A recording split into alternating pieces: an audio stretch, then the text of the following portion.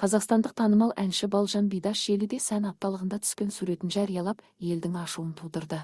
Өнер иесі өзін сынға алған оқырманына бірден жауап берді. Балжан Бидаш елдің қызу талқысын тудырған фотоны Инстаграмдағы парақшасында жариялаған. Онда шоу-бизнес жұлдызының аяғын көтеріп, тілін шығарып тұрғанын көруге болады. Кешірім сұраймын. Бұл 1 секундқа ұстап қалды деген жазба қалдырды ол. Желі қолданушыларының бірі әншінің бұл әрекетін аса ерсі санап, оған жағымсыз пікірін жолдаған. Тілін шығарғаны несі? Масқара.